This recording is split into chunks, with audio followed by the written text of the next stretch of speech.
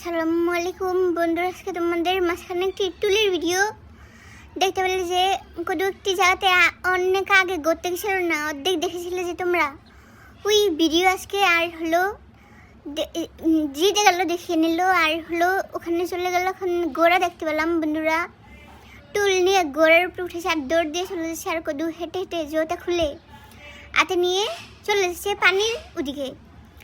আর আমার মাথা থেকে একটি চিন্তা চলে এলো যে ওই মাথা থেকে পানি আসে না, ওখানে যদি কেউ মুচু করে দেয় তাহলে সব পানি নষ্ট হলো না, আর সবাই ওই মুচুওয়ালা পানি দিয়ে গোসল করলো।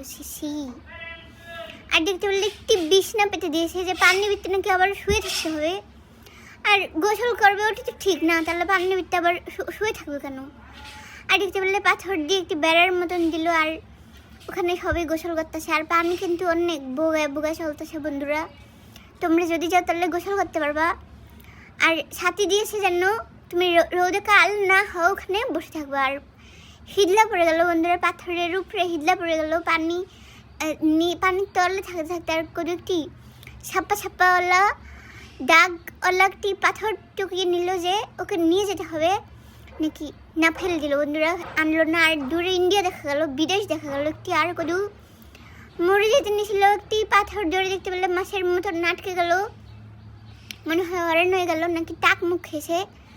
আর অনেক কিন্তু শরৎ হয়ে গেল, ডেউ হয়ে গেল। আর দেখতে পেলে যে পানির ভিতরে মাছের মতন দপি করে নিল হাত পাও দিয়ে, আর সুমিন ভাই অর্ধেক পানিতে ডুব দিয়ে নিল বেড়াগো মতন, বেড়াইতে হলো না।